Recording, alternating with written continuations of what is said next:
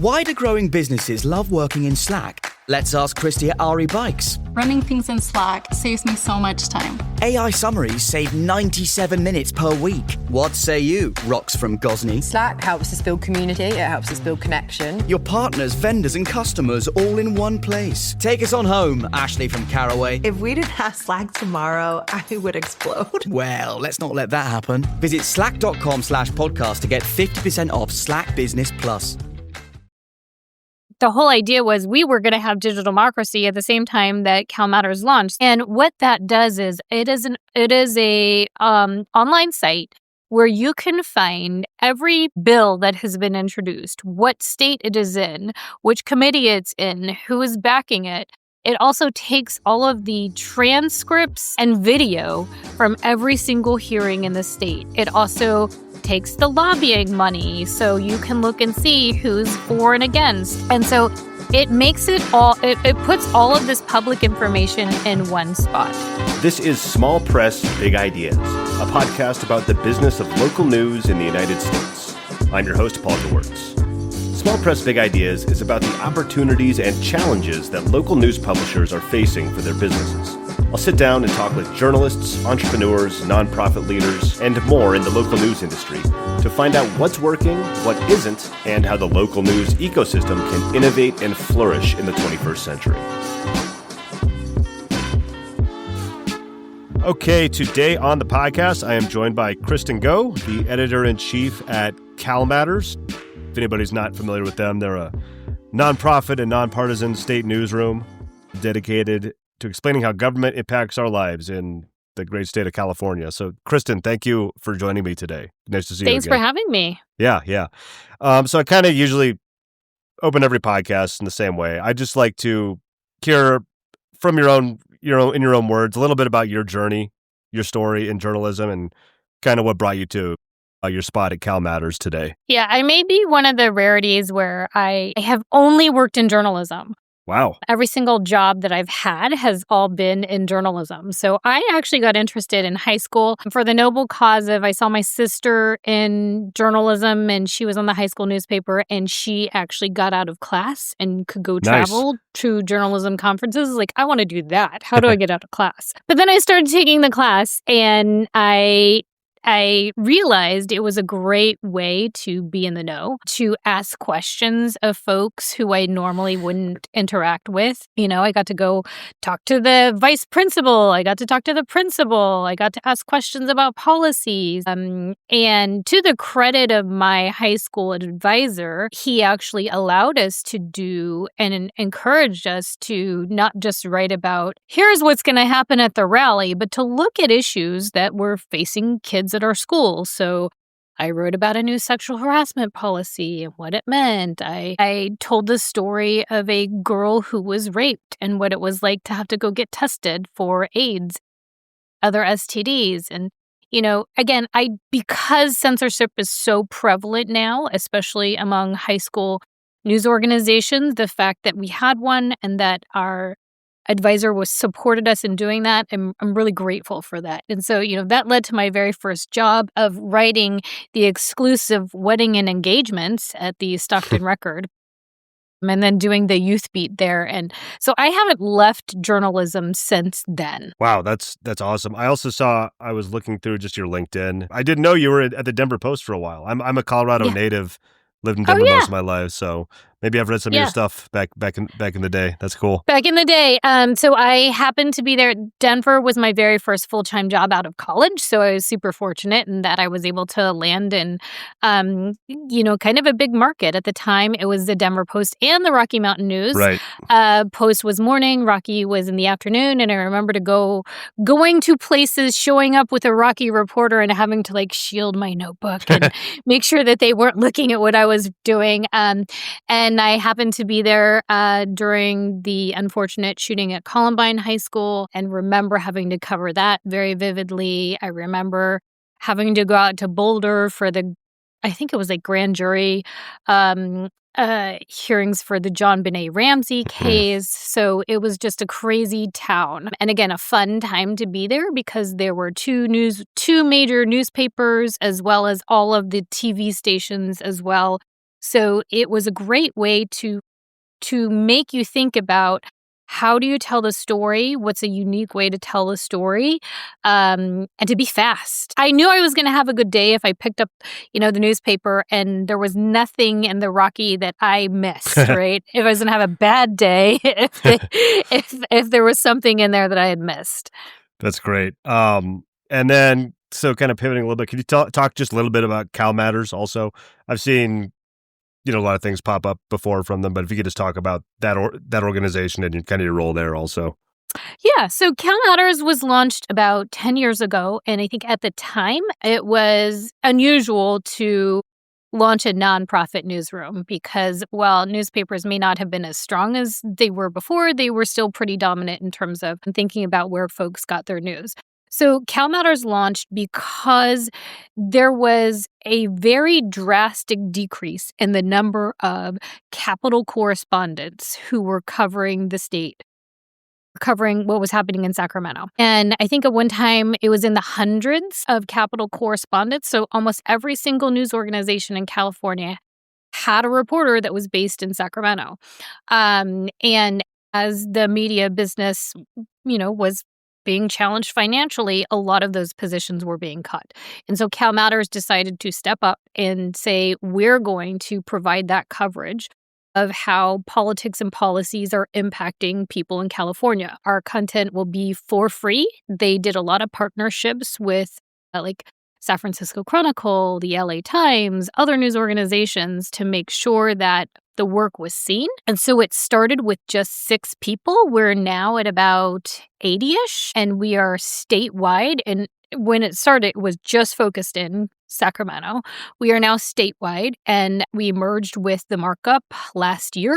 Markup is a national organization focused on technology and making tech for good. And so we actually have folks all across the nation, but the largest concentration is in California. And our emphasis is still very much on politics and policies and how they impact people. When you think about California and the fact that we are the 5th largest economy in the world, yeah, a lot of the policies that come out of here, people pay attention to them. They are used in other states. They can be groundbreaking. So having a better understanding of that and how it impacts your community, we think creates a healthier democracy. Not that we are solely responsible for democracy, but an educated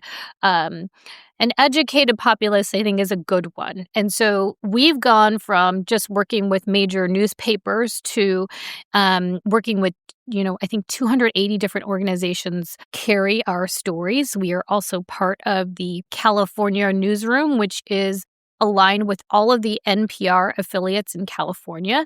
So we have stories that are picked up by every single California NPR station, as well as work with them on stories. And, we're also on NPR as well. Awesome. That's so cool. It's funny when you talked about California, just the scale and the size of it being, I think, the 5th largest economy in the world. Is that what you said? I think people forget that sometimes. I have so many people on from California and a lot of news leaders from Texas. And I'm like, they're both basically their own countries, like in terms of economy and population and everything. That's why covering this market is so interesting. You also talked about, I'm sorry, I forgot the name of the company that you merged with, but building tech for good. Yeah. Which kind of leads me into my next question. We had a kind of pre-record call. I was trying to kind of mine some nuggets out to talk about. And we talked about one thing basically the whole time.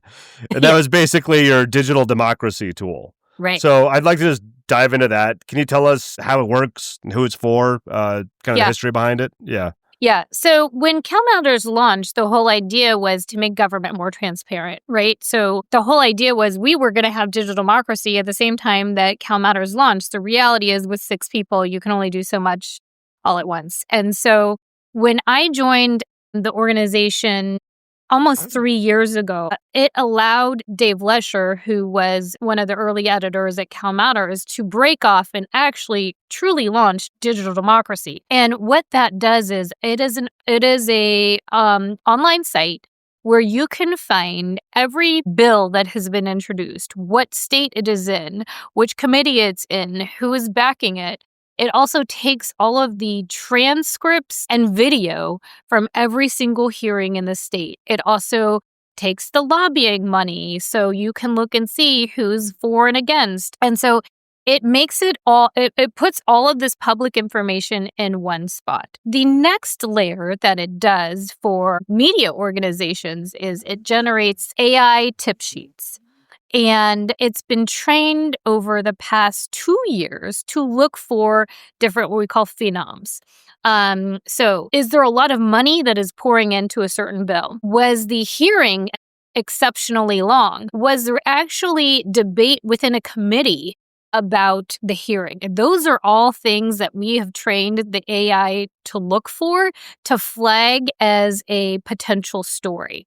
It still needs somebody to go through and see, hey, is this an actual story? And is it worth us writing about? Or is this something that we should pass on? So it's not like it's putting together a story all based on the hearing. It will pull out quotes that it thinks are good, and the quotes are usually pretty good ones. But it's not actually writing a story. A person still needs to go through it to be able to interview someone, to check the accuracy of it, and to understand, okay, to put into context, why should this be a story? But we share these tip sheets with more than 100 journalists across California. And in fact, Digital Democracy just rolled out in Hawaii. And we are now up for a $9 million prize to take this and scale it. So everywhere we go, every single place wants digital democracy, because think about, I told you we started because the number of Capitol correspondents was declining. So nobody has to leave their desk, and they can get these hearings. They could take clips, whether it's a video or audio clip, and play this for their story or use it for their story. And, and again, find tips that they don't have to go to Sacramento for, they don't have to sit through a whole hearing for, to be able to tell what's happening. So whether they care about a specific issue or what a specific legislator is doing, they can get this information. That's so cool. I don't know if we talked in the initial call about this, but the concept is amazing. And what it does is amazing. I'm curious, I'm not a technical person. I'm curious what kind of resources went into developing this. How was it funded? Where did you find the people to actually build this stuff out? I just imagine it's quite an undertaking to build. It's quite an undertaking. And I would say I am not a technical person either. This is why we have a partnership with Cal Poly. So the great minds at Cal Poly, they work on this. And so we have a whole team that's there. They work on the transcriptions to make sure that they are accurate and timely, that the people who are identified on the screen are truly the people who are identified on the screen. There's no misidentification. And so they really work on the technical end. And then we actually have a third party that builds the website for us. What we are providing is kind of the oversight as well as the reporting knowledge to help train the phenoms, to help look and train other journalists and write about what's happening. That's awesome.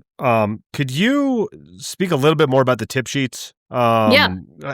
How does that work? So basically any journalist in the state of California or anywhere, I'm not sure how it works, can kind of, I'll let you talk about it. Yeah. Yeah. So the tip sheets, they are not public facing, right? Okay. If you, say, Paul, you care about the environment, you can go to Digital Democracy from wherever you are and find all the different legislation related to the environment, track the bills, all of that, right? But you cannot go get a tip sheet on your own. So tip sheets, you have to, contact us. We can get you logged in to a separate site where you can get tip sheets that are basically they flow in every single day that the legislature is in session. Our legislature is not in session right now, so no new tip sheets. That doesn't mean that you can go through old ones, but you're not getting any new ones. And so, for example, I was talking to our Digital Democracy reporter, Ryan Sabala. I was like, what's your favorite tip sheet story? And so one of his favorite ones was looking at how big oil and labor paired up to lobby against an effort to let wildfire victims sue oil companies for climate change. All the environmental groups were very much for this, but as soon as big oil and labor, came in, they're like, no. And so that legislation got killed. So the tip sheet flagged this, odd alignment. It also looked at the funding that went into this. And so that is why that is how it came to Ryan's attention. I would like to think that, our reporters are paying attention to committees and what's happening there. But the reality is, we have our capital team is about 5 people. So they can't cover everything. And so this is immensely helpful. Another one that was one of his favorites looked at how eviction for renters, that legislation got killed and didn't make it past committee. And the tip sheet flagged it because of the amount that was spent from lobbyists to the legislators. The supporters who were trying to get the eviction relief, I think it was like giving people an extra 14 days instead of 3 days from eviction to come up with extra money.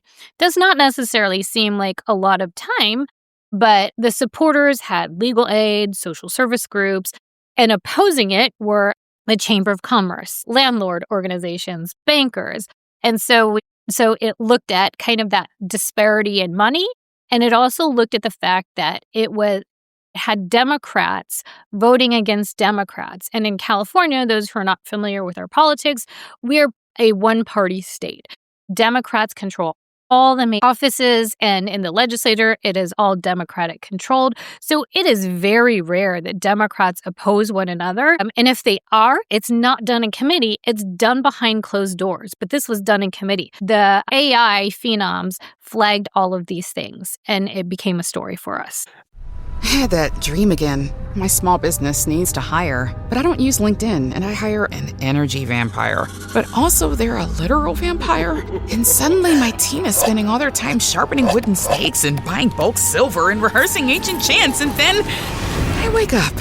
Don't let hiring nightmares ruin your dreams. LinkedIn Jobs' new AI assistant takes insights from over 1 billion professionals to create a short list of the best fits for you. Post your job for free at linkedin.com/quality. Start hiring today with LinkedIn. Man, it sounds like a dream for a journalist. The system you built out for, kind of one of the most important things of local journalism especially is, well, all journalism is to flag corruption and everything like that. I had a question about what the reception has been like, and I was thinking from journalists, how do the lobbyists and politicians feel about this also? I'm not sure if they're super happy about it. They use digital democracy to track the things they care about, honestly. That makes sense, yeah. Right. And so for them, it's a useful tool. Again, Dave Lesher, who's been building out digital democracy, he's done trainings for lobbyists and for staff and for nonprofits because everybody can use this. It's free to use. And so they have actually gotten, lobbyists especially are like, wow, this is great. How much does it cost? It's free. So maybe we need to work on that model. That's a different conversation for a different day. But, I do think the amount of transparency that this brings, it's a whole new level. If but first you've got to use it and you've got to know how to use it. The next thing that we're doing from digital democracy for people in California is we're allowing people to sign up for a newsletter so that every week they can see how their legislator is voting. So they can better understand, are they voting in the interest of what I think we should be doing for our district or the needs for our district? Are they well representing us? Or they can see who's lobbying, who's giving them money. We did a beta test of this at the end of the session, so fall. And it was funny because we had some of our readers write to us and say, I can't believe my legislator voted this way, and thanks to your newsletter, I just emailed their office to see why they did this, right? So it is trying to bring that transparency back to make sure that, that the legislators are accountable, that the way business is conducted is transparent because California is now a one-party state. Oftentimes there is not that open dissent within committees. It is legislators simply won't vote, and a no vote or a no show is almost like a no vote, but it doesn't show up on the record that way. Right. So another thing I wanted to ask you about, we talked about this before, that the tool is up for a $9 million prize. So I've got it's a two-part question. I'll just ask the first part. What is that prize? What are the kind of the requirements to win it? And then what are I'm rooting for you here. What does that look like if you win it? Could you talk a little bit about that? Yeah. Yeah. I think it's called the Trust Prize.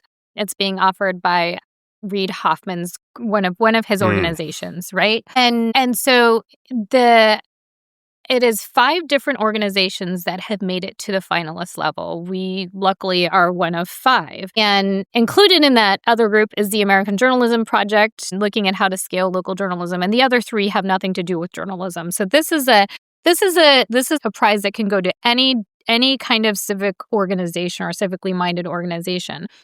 If we win that prize, the whole idea is we should be scaling this because I mentioned earlier, everywhere we go, every single journalism conference, when we're out and about, they're like, okay, so when are you going to bring this to New York? When are you going to bring this to Maryland? When are you going to bring this to fill in the blank? Easier said than done.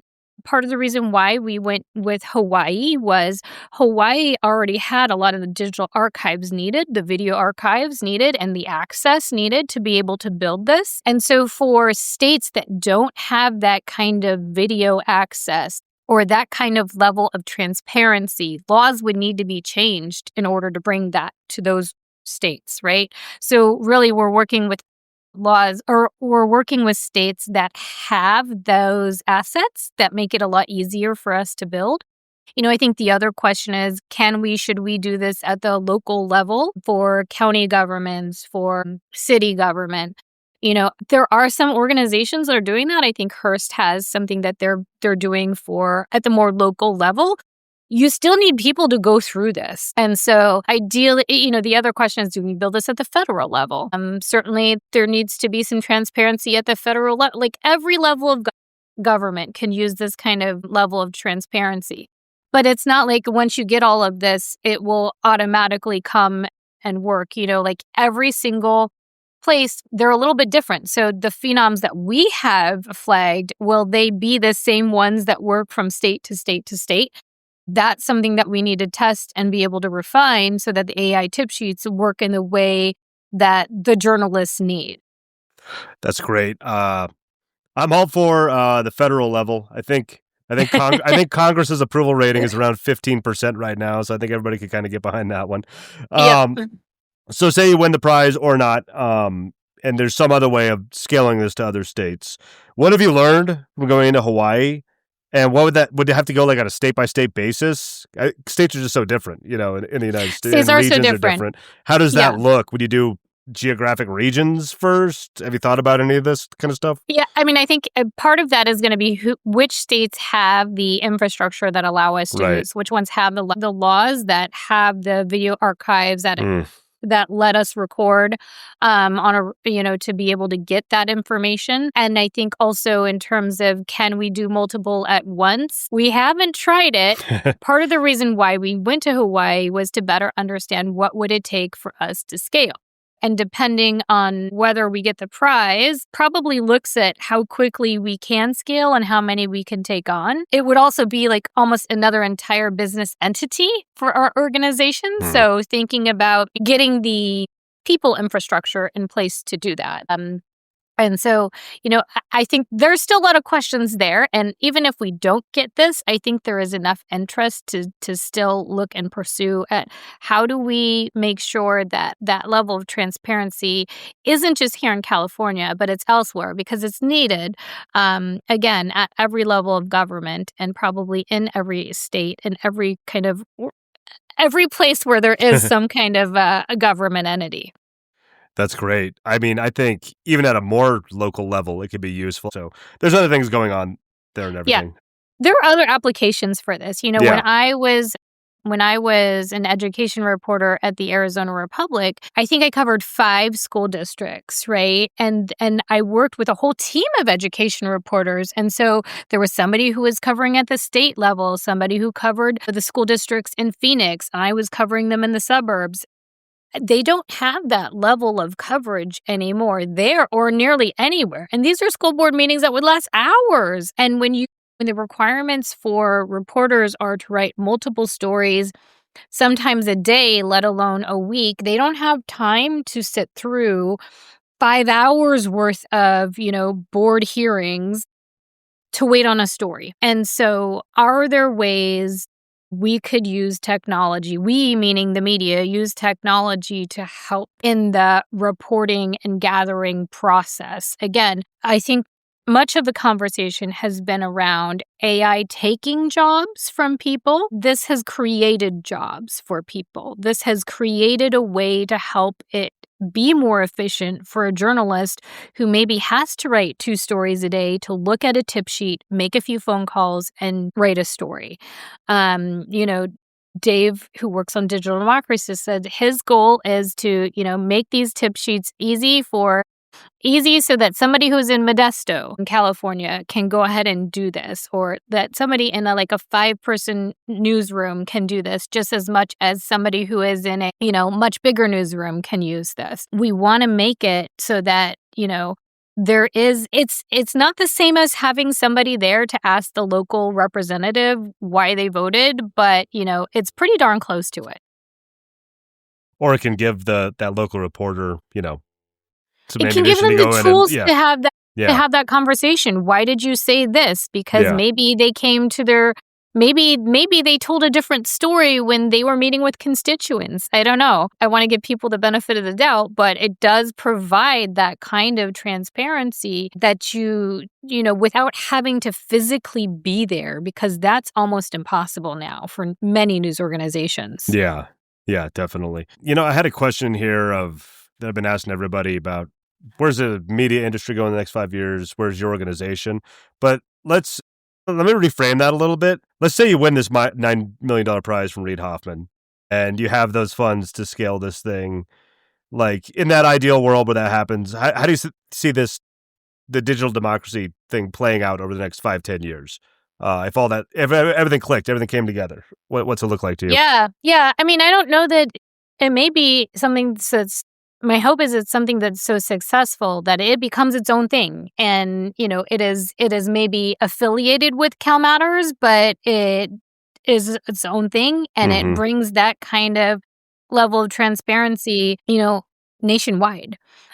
I would love if that happens, right? But that means it wouldn't just take the prize to do that. It would also take the willingness of other people to come in and invest in it and build that with us, or fund the building of it. And I think it is with the understanding of, here's what happens when you're shining a light on state houses or the county government or a school board. So I think we would find a lot of other practical applications about how to use this, but definitely going to other states to do it. And, and if we're going to other states to do it, it's not technically CalMatters, the Cal in California. And that's okay, because I don't think that it should stay here. If it works, if it's helpful, if it is making people understand how their government works, that's a good thing. And we want that, and we want to promote that, and we want, others to be able to use this as well.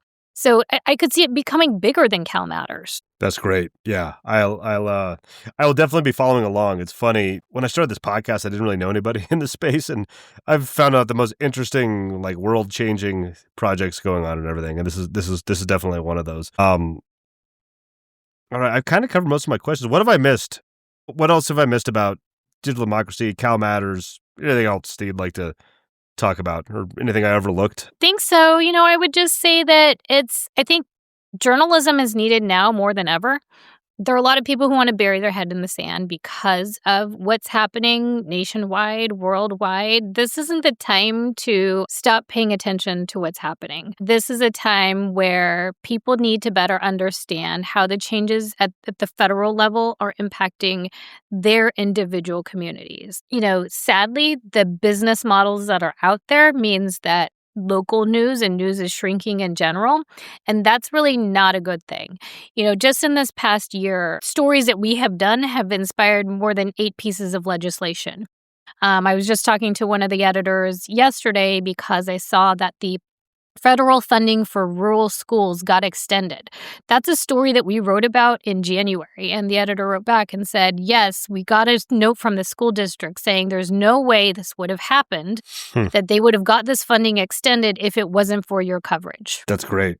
So when you think about the impact that journalism can have on a community and the understanding that's needed for how things work, it's a really important role right now. It's a really under-resourced role and oftentimes underappreciated when you see the amount of attacks that happen on journalists at a federal level and at a local level, because I think that a lot of local people are taking their cues from what happens they see on TV. But I think it's a pretty essential role to help keep communities healthy. Understanding how that works is something that we try to do on a pretty regular basis, and it's something that we take very seriously. And I mean, amazing work so far. This is one of the coolest things I've heard about in a while. And I appreciate you coming on here and telling me all about it. Where else, where can people find you online? What do you want me to link to or promote in the show notes or anything like that?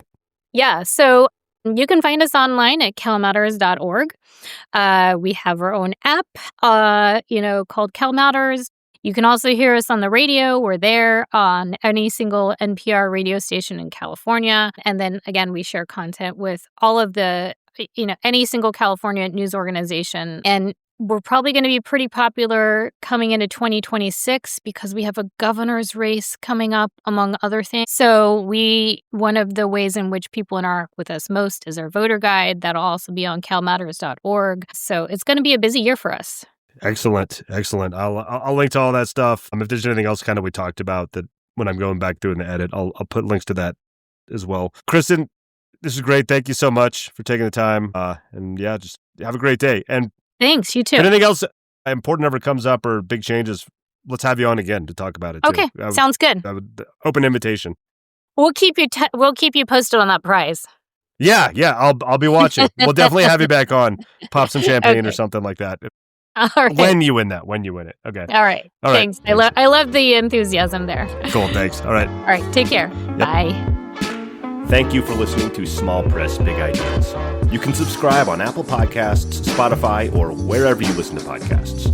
If you'd like to help the show, the best thing you can do is to tell a friend or colleague and just take a few minutes to leave a rating and a review on whatever platform you're listening to right now. It only takes a minute out of your day, but it really does help the podcast grow and reach more ears. Check back for new episodes every Monday.